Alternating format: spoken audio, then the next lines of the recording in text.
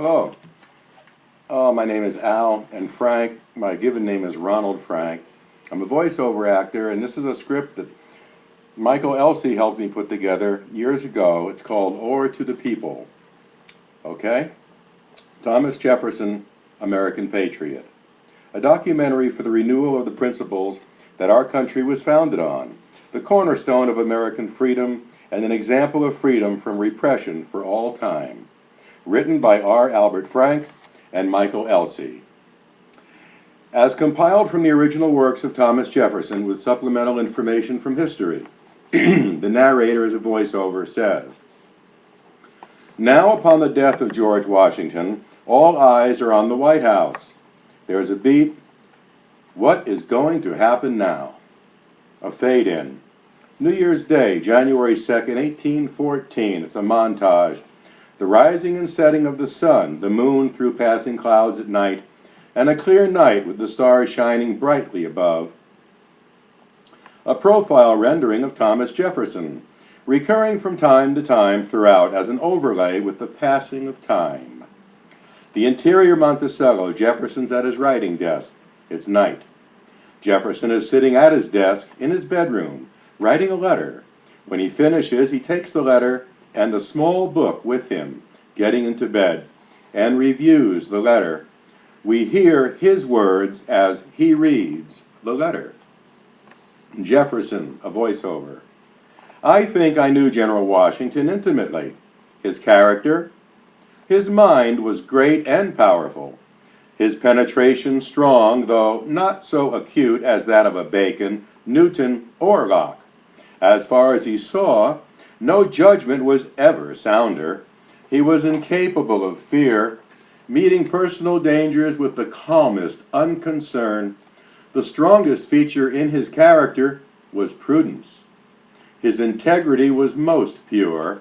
His justice, the most inflexible I have ever known. No motives of interest, or friendship, or hatred being able to bias his decision.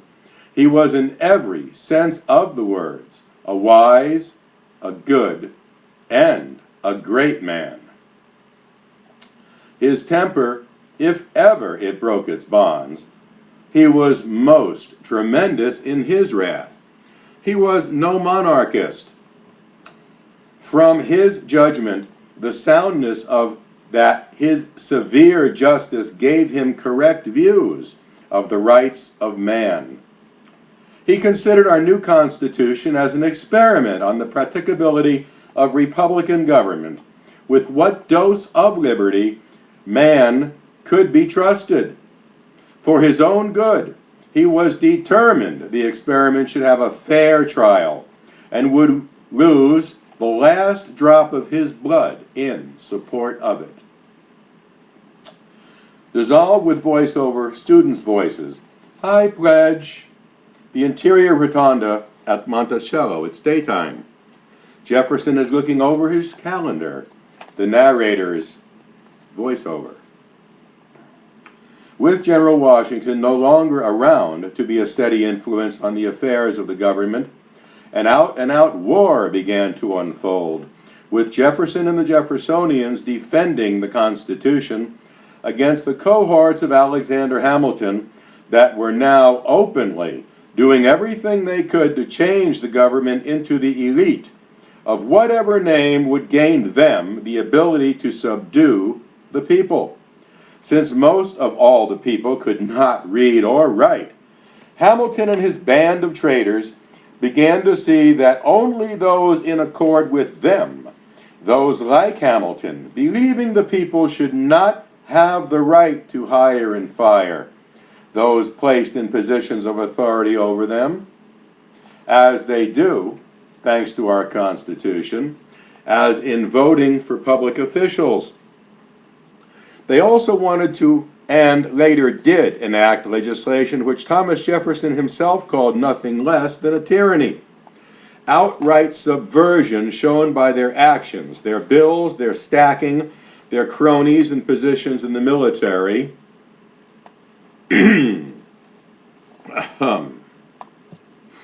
excluding those that would live their oath of defending the Constitution.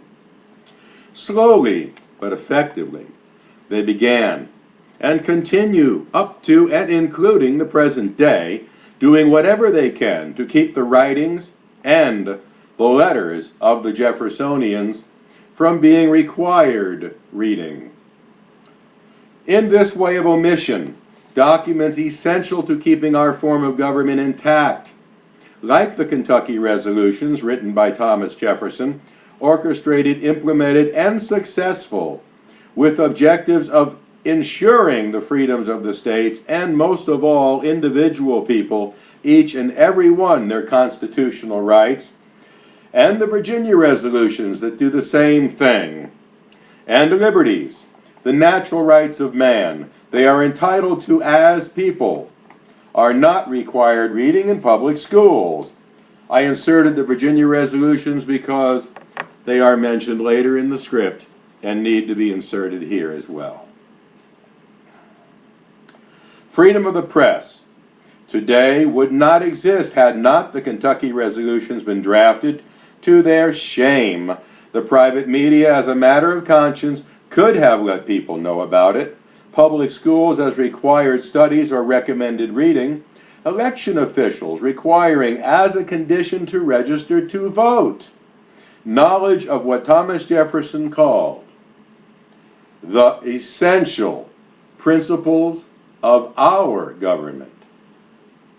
They all have not, do not, and so far will not make known even the existence of these documents, that they have any importance in everyday life for every living American.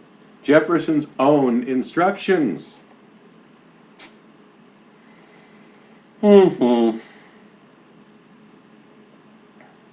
And his directions to Congress and the American people. Teach these principles in our schools.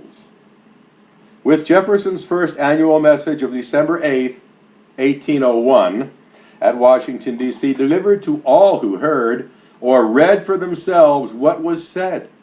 The Kentucky resolutions having shown the states and the people what to do back in '98 with the Virginia resolutions, when, if ever, those in the public trust were to try to subvert the Constitution ever again with their illegal tyrannies in the disguise of law, the tactics of Hamilton and those aligned with him, assuming and usurping powers not theirs.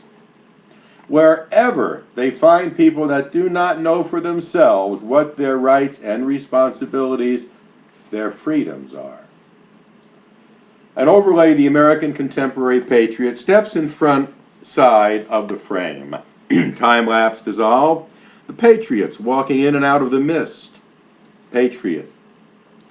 The people can, the states can, and did, in October 1798, void all of the subversions and perversions of authority at once. By taking directions from Thomas Jefferson and agreeing with the Kentucky resolutions as a start, and the Virginia resolutions as well, they can all do it the same way again. The time is for wisdom and patriots to converge as the American people. As the public mind and morals have been corrupted into such a degree that the acknowledged perversions of the time have sanctioned to be taught to their children's children's children's children in school systems that the citizens are wrongly told they must obey. Wisdom and patriotism. Thomas Jefferson calls us to action too. Americans must find a solution by a higher than the written law as he himself lived, as did General Washington. Thomas Jefferson did all the legal work for us. All we need to do is what they did in 1798, October, that is. Then let Thomas take care of it. Dissolve. Jefferson Memorial, Washington, D.C., present day. We see the inscription and hear a voiceover while camera dollies back. Jefferson's voiceover. I have sworn upon the altar of God eternal hostility against every form of tyranny over the mind of man. From the point of view of the Jefferson statue, straight across the reflecting pool, keeping an eye on the White House. The music of the battle hymn of the Republic. The patriot steps up again. The primary objective of the institution of government is to secure the greatest degree of happiness possible to the general mass of those under it. The merits which these documentation proposes to embrace will establish the fact that unless the public retains sufficient control over those entrusted with the power of their government, a perversion and perpetuation of wealth, power, and control will occur. An echo of Jefferson's words. Jefferson, voiceover. An honest man can feel no pleasure in the exercise of power over his fellow citizens. Reason and free inquiry are the only effectual agents against error. Avoiding all religious language of the day, this is the narrator talking, and to be understood by the American people in the American language. Here's Jefferson's voiceover. May that infinite power, which rules the destinies of the universe, guide our counsels to what is best for you. The narrator. A man for the people. Jefferson would not reveal what his own particular religion was to anybody except for John Adams, the only living person he confided in. Jefferson searched for his own moral example in the words of Jesus. He used to read from a little book he put together himself of only the words of Jesus. He cut them out of 4 Bibles of the time in 4 languages. He would read from what he titled his little handiwork, The Life and Morals of Jesus of Nazareth, each night, then sleep on it. In the beginning it was only in English. Later, he enhanced it to 4 languages in 4 columns for himself, calling Jesus' teachings the most sublime code of morals ever to drop from the lips of a man. John kept Thomas's secret, confidence for life. No one else knew what Jefferson did, or of the little book until reference of it was found in his letter to John Adams long after the Civil War was over.